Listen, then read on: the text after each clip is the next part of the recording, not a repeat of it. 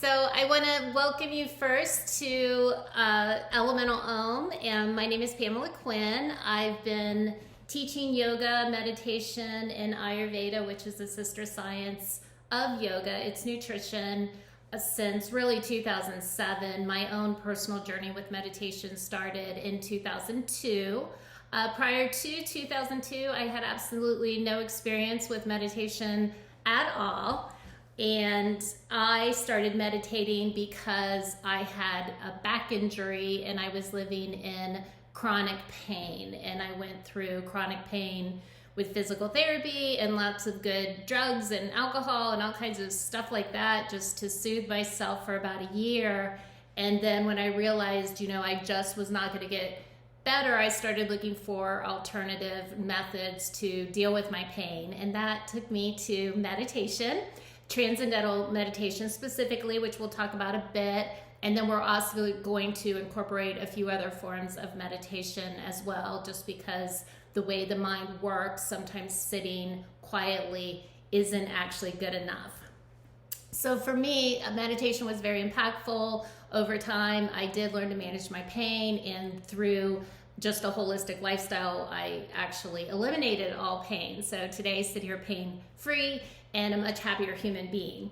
Why should you meditate? There's been over 600 clinical studies done in the United States alone since the Beatles popularized meditation in the 60s. And the clinical studies prove again and again and again that people who meditate are healthier, they're happier, they're more intelligent, and this is the great part, they appear 5 to 10 years younger than their chronological age. So for no other reason, you can, stop going to the Estee Lauder counter and start meditating if you want to get some, wrinkles reduced. So let's just begin with that. Again, if you have any questions, just break in. But we'll just start first by just closing our eyes, and I can't see most of you, so I have no idea what's going on. But just close your eyes and maybe take your arms down by your sides or rest them on your chair. And if your legs are crossed, we like to uncross them and placing the feet on the earth. And now with the eyes closed, you can just start to kind of check in with yourself. So feeling the feet on the earth, feeling your knees kind of soften and relaxed, feeling any energy in your thighs beginning to dissipate, and just letting your tailbone rest. And that might allow you to sit up a little bit taller, letting the crown of the head go up to the sky, and shoulders are softened. And if you take your tongue and either press your tongue or the tip of the tongue to the roof of the mouth, you'll notice that that gets a lot of the tension off of your jawline and off of your face.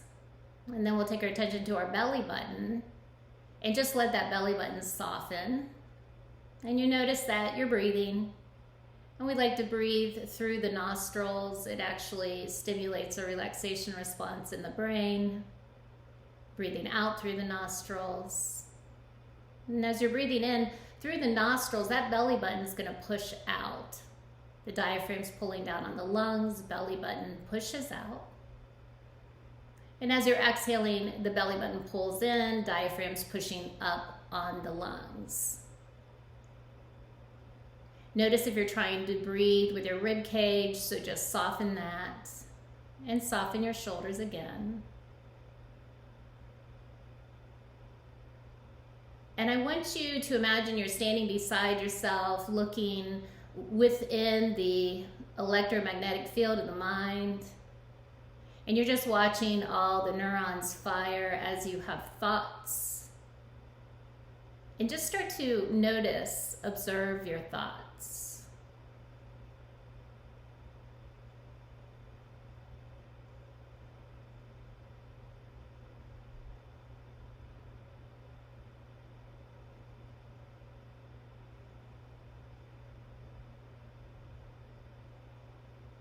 And you can start to classify your thoughts. You're either thinking about the past, you're planning for the future, or you're in the moment, just critiquing the moment.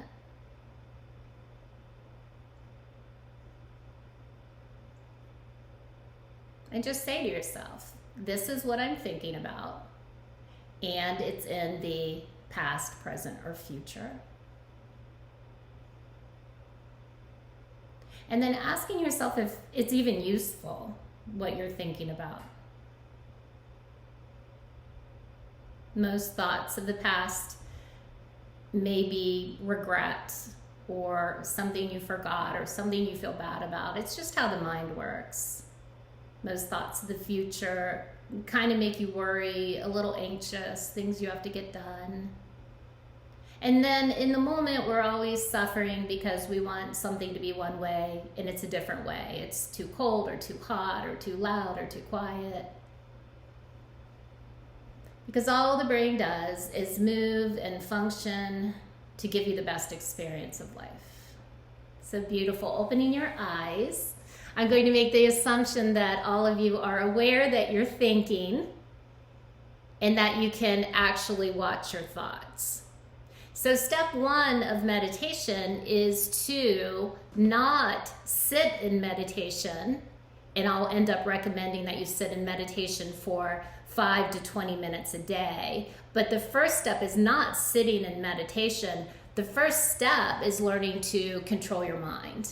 So I like to make a game of this, and for about a week or 2 weeks, I want you to obsessively monitor your thoughts. And when I say obsessively, like make yourself crazy around it.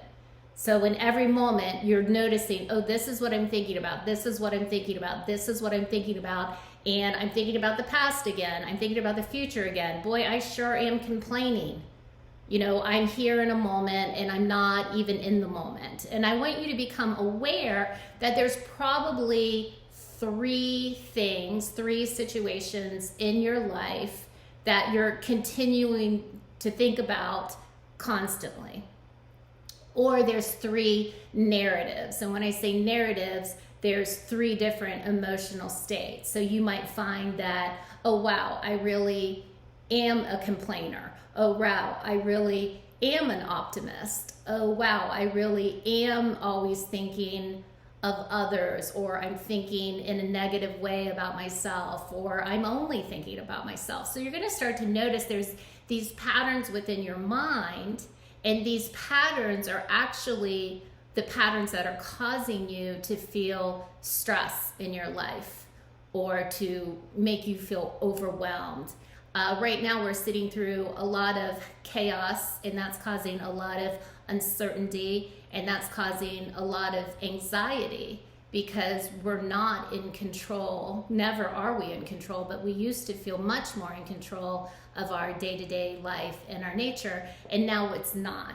So step one, controlling the thoughts, classifying the thoughts, and asking yourself, are these thoughts useful? And then we're going to start to use thought replacement.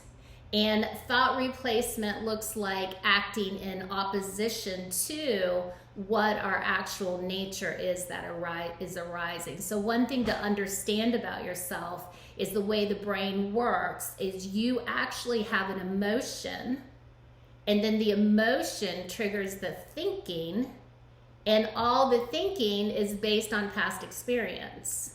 So we are just in a habitual loop of responding to our environment based on past conditioning. So an example could be you're at work, you're having a fine day, your boss walks in, they have a certain look on their face, and immediately after they maybe fly off into criticism or something, telling you what to do or blaming you for something.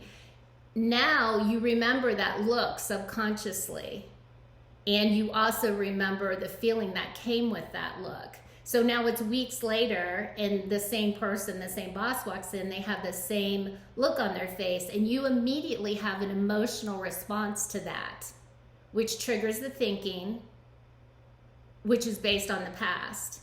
And that look on that person's face may have nothing to do with you on that particular day. But we're living in this constant state of catching up in our mind. And this also is calling us stress. So we have to start to even acknowledge that a lot of what we're thinking, perceiving, isn't even true. So a great question to ask yourself, especially if you're falling into anxiety, worry, stress, overwork, talking negative about yourself, is what I'm saying true? So 1, I notice I'm having thoughts. 2, I'm classifying them past, present, future. 3, I'm asking if the thought is useful or not useful. And then 4, I'm asking if the thought is true. So let's do this. Close your eyes again, and we'll just relax again. So relaxing the shoulders, relaxing the rib cage, relaxing the belly, and just feeling the feet on the earth, the weight of the legs, and the movement of the belly. We're breathing in, and we're breathing out. And now I'm just going to put some nice music on for you.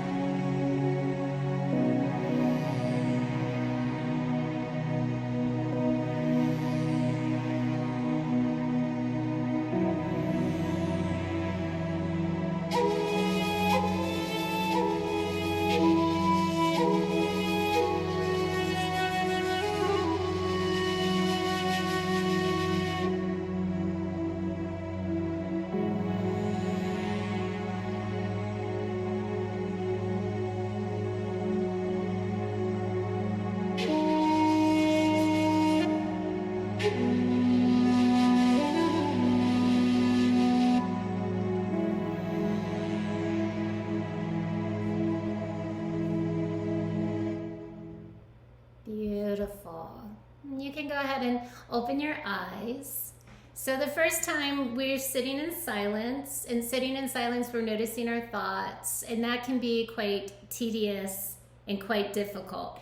Sitting in silence with your thoughts is a form of meditation. It's called Zazen, and it's actually very, very difficult to do because we end up just overwhelmed with our own psychology. But adding a little bit of music into the background probably helped you to release some of those thoughts. And it allowed your brain to attach to something more positive, more soothing, more relaxing, which is music. So at any point in time, your brain is able to do 3 to 5 things at the same time. It's like it has little tentacles, always looking out, reaching out, pulling in information through the senses.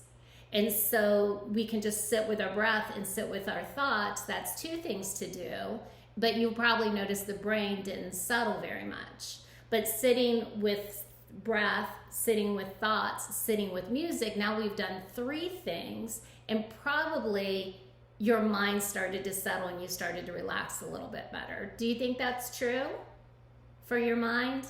Yeah, and that's just the way a brain works. So now what we're going to do is we're going to add a 4th thing, and that's called a mantra. And mantra is a Sanskrit word. It means instrument of the mind. You can think of a mantra as an affirmation. We're going to use a Sanskrit mantra. Sanskrit is an Indo-European language. It's the oldest known language in the world in that region.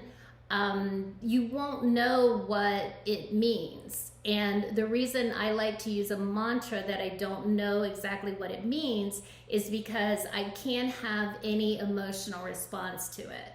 So for example, if we used an affirmation, and we could use something as simple as I am love, or I am relaxed, or I am anything you're trying to manifest. I am intelligent, I am wealthy. And we do this all the time, you know, in these types of circles that we're in right now. But what happens is the subconscious mind will immediately say, I am not.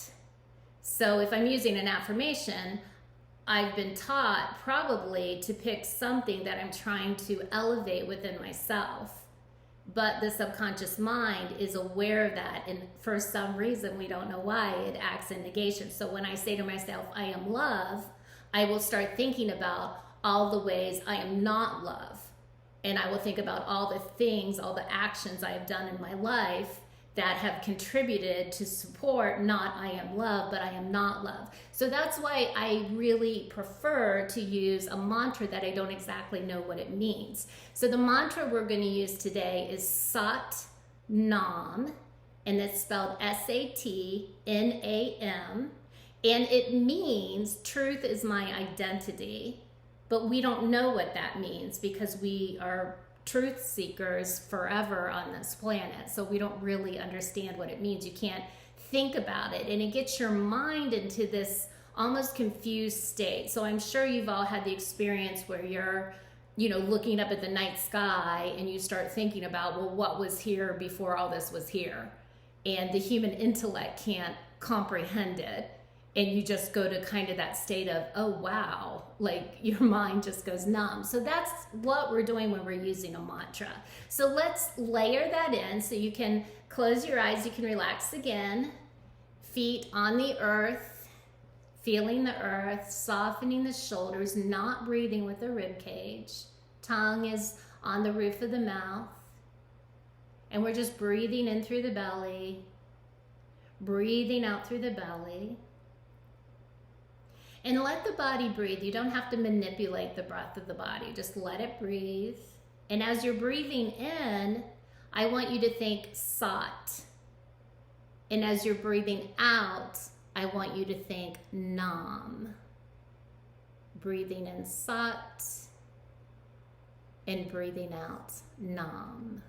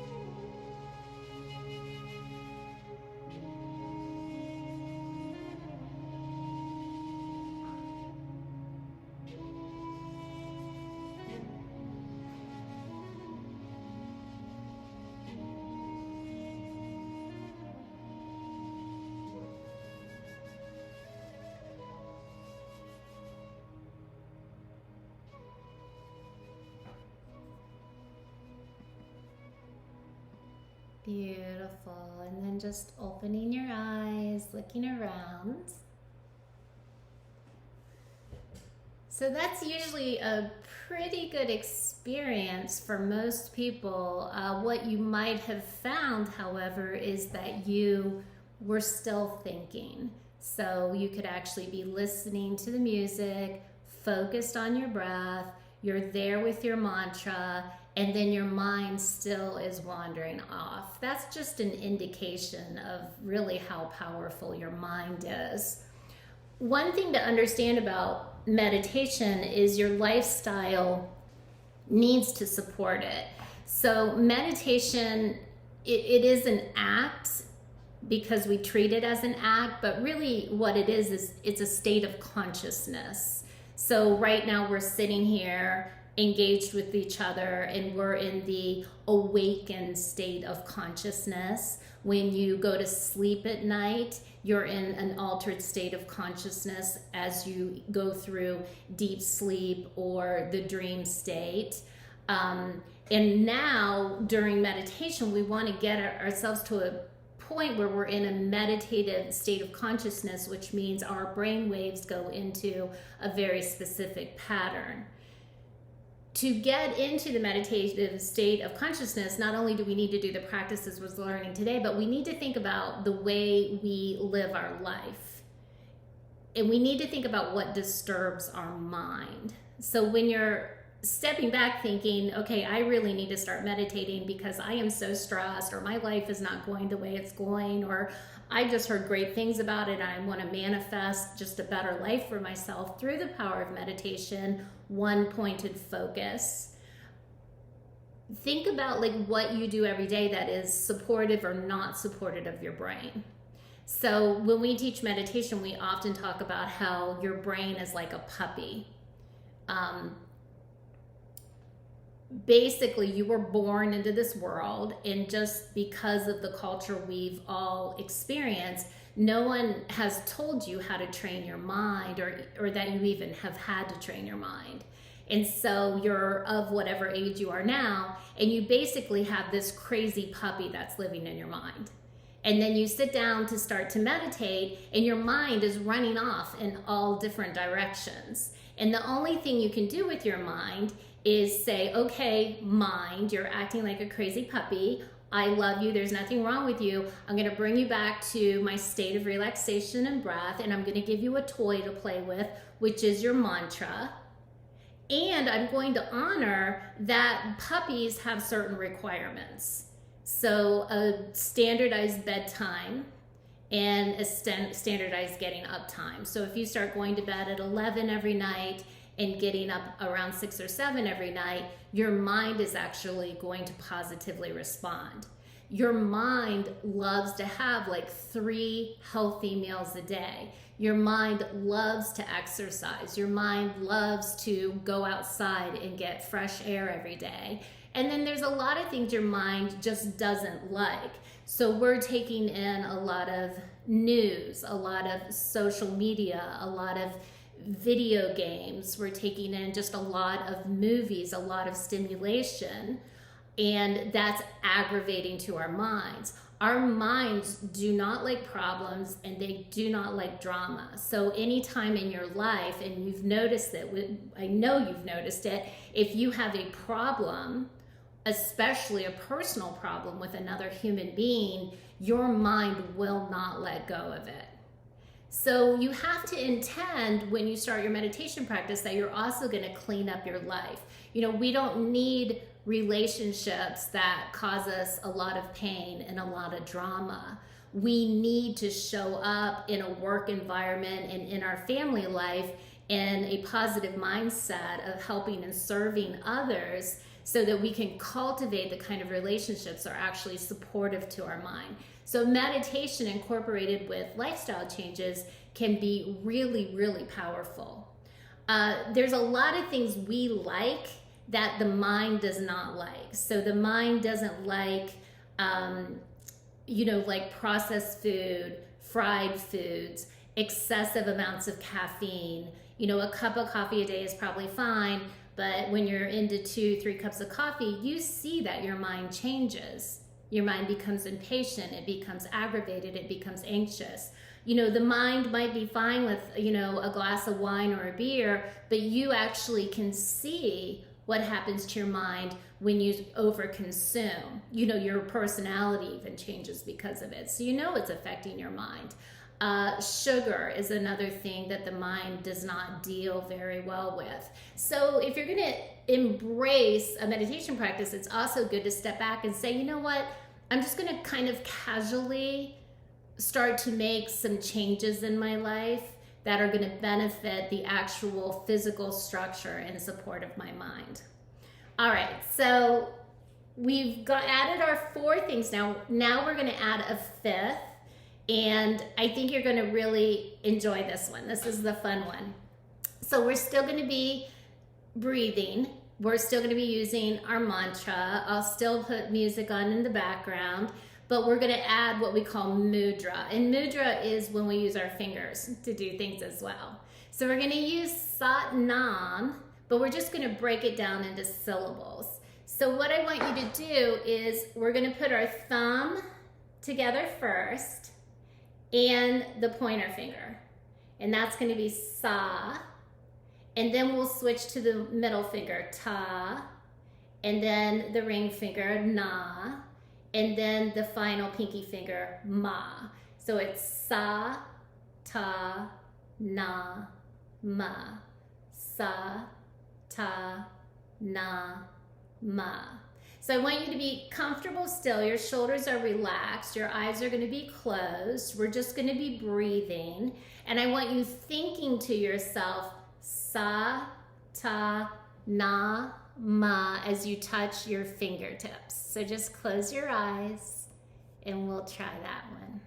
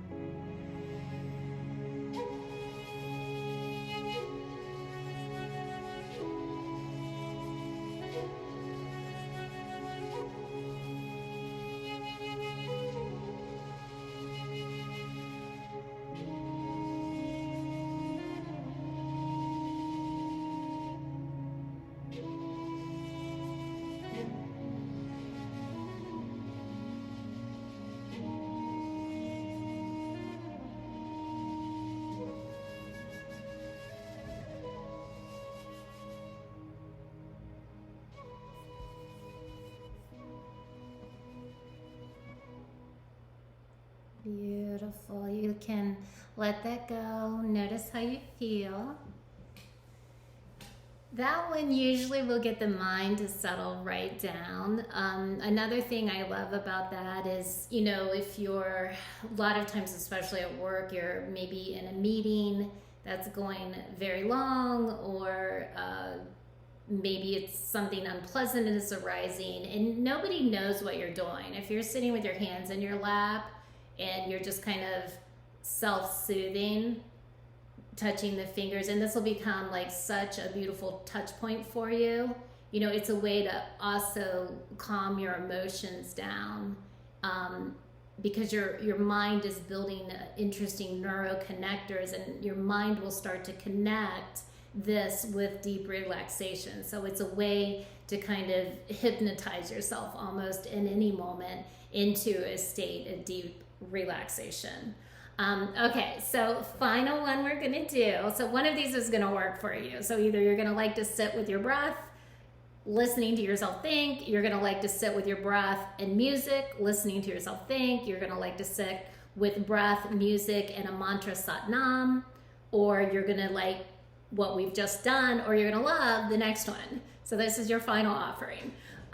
So what we're gonna do is we're gonna still use Satanama, and I'm going to turn the music off for this one because you're actually going to vocalize. So you're all on mute. What I want you to do though is, as you're saying the vibration, the sa, you're going to imagine it's coming through the top of your head and then it's coming out of your forehead. So you just imagine this looping motion, sa, ta, na, ma, and just keep a strong visualization. If you want to use a color, like swooshing through your mind, you can do that as well. We're still gonna be touching the fingers like we've already learned, and then to yourself you're going to say, you're just vocalizing out loud, sa, ta, na, ma. So go ahead, I can't hear you, you can go ahead and begin. So just close your eyes. I'm going to close my eyes too. And I'm going to leave the music off this time so you can just relax with your own internal music. So sa, ta, na, ma. Sa, ta, na, ma. And just continue.